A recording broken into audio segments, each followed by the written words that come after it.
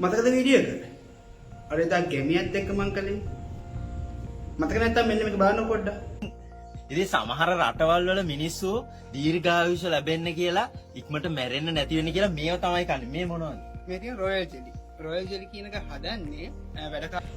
ඉතින් එදා වීඩියෝ එකේදී මම පොරොන්දු වුණා රොයල් ජෙලි ගැන වැඩිදුරටත් කියලා දෙනවා කියලා. අද මං ආවේ ඒක ගැන කියලා දෙන්න. අපි ඉගෙන ගමු රොයල් ජෙලි කියන්නේ මොකද්ද? රොයල් ජෙලි වල ඉතුරු කාර්යයන් කොහොමද කියලා. අපි ටක් ගාලා බලමු.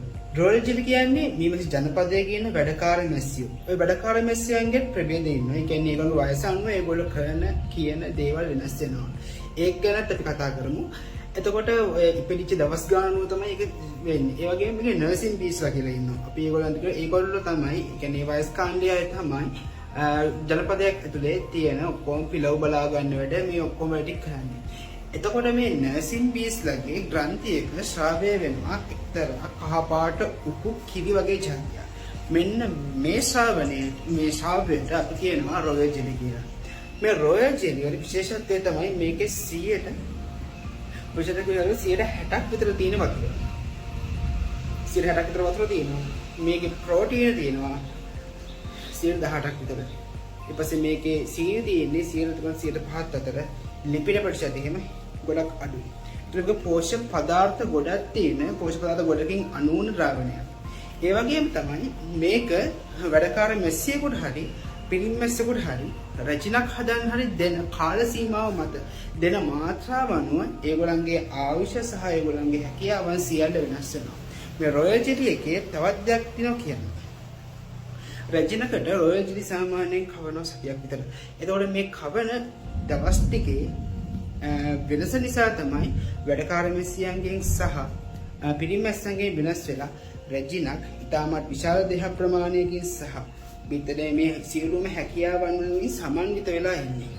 ඒ වගේම අපි රොයල් ජෙලි ගැන කතා කළොත් රොයල් ජෙලි ඉන්ඩස්ට්‍රි එකක් වශයෙන් ලෝකෙ ජනප්‍රිය වෙලා තියෙනවා. මොකද මේ රොයල් ජෙලි ආහාරයට ගැනීමෙන් විශාල බෙනිෆිට්ස් දෙකක් මිනිස්සුන්ට හම්බෙලා තියෙනවා. මොනවද මේ බෙනිෆිට්ස් කියලා අපි කතා කරොත් රොයල් ජෙලි ආහාරයට ගැනීමෙන් මිනිස්සුන්ට ආයු අපේක්ෂාව වැඩි වෙනවයි කියලා තියෙනවා. සමහරක් කාරණා සයන්ටිෆිකලි ඔප්පු වෙලා නැහැ. හැබැයි මිනිස්සුගේ පොදු විශ්වාසය අනුව පොදු භාවිතයන් ඇතුලේ රොයල් ජෙලි වලට විශාල අවස්ථාවක් තියෙනවා. රොයල් ජෙලි පිළිබඳව ගොඩාක් අය විශ්වාස කරනවා. ලෝකේ බිලියනපතියෝ වගේ විශාල සල්ලි තියෙන මිනිස්සු රොයල් ජෙලි හැමදාම තමන්ගේ ආහාරයට එකතු කරගැනීමේ ප්‍රවණතාවය මේ මෑත දශකයේ තුල වර්ධනය වෙලා තියෙනවා. මේ සියලුම data මම මගේ රිසර්ච් කරනකොට හොයාගත්ත දේවල්. මේ වගේම රොයල් ජෙලි වල සයිඩ් ඉෆෙක්ට් වගේක් තියෙනවා කියලා විද්‍යාවෙන් හොයාගෙන තියෙනවා. ඒවත් ප්‍රස්ප්‍රතා තියෙනවා. හැබැයි රොයල් ජෙලි වල ගුණයන් ගැන කියනකොට වෛද්‍යවරු සඳහන් කරපු කාරණා ගොඩක් මට හම්බ වෙනවා රොයල් ජෙලි සම්බන්ධයෙන්. මේ රොයල් ජෙලි සම්බන්ධයෙන් මට වෛද්‍යවරු කියන ඒ කාරණා සලකා බලනකොට මටත් හිතෙනවා රොයල් ජෙලි කියන්නේ සුපිරි කෑමක් කියලා.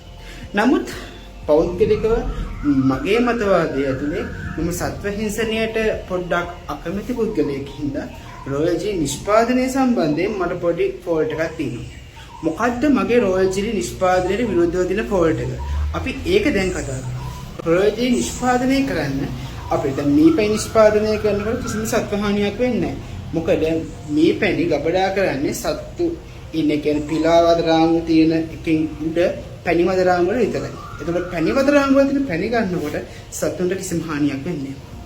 හැබැයි රොයල් ජෙලි කියන එක වැඩකාර මැස්සියෝ එහෙම අපිට ලේසියෙන් ගන්න පුළුවන් වෙන්න මෙහෙම වෙනව වදරාමු හදලා එහෙම තැන්පත් කරන්නේ.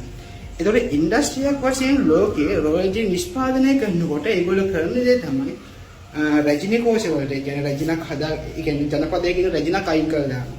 අයින් කර දැම්මම මේ වැඩකාර මැස්සියෝ ඊයේ කට්ටියට ඕන වෙනවා රැජිනක් හදාගන්න. මෙන්න මේ වෙලාවේ ප්‍රයෝජනයට කරගෙන අපි අය කරන්නේ કૃතිමව රැජින කෝෂයක් හදලා ඒකට කීටෙක් අපි કૃතිමව කියනවා. ඒ ප්‍රොසෙස් එක අපි හයිබ්‍රිඩ් නියුසික් පරීක්ෂණ හා මේ අභිජනන මධ්‍යස්ථානෙත් කරනවා. ඒ කරන්නේ ඔය වගේම සමාන ක්‍රියාවලිය. මම කියන්නම් ඉස්සරහට.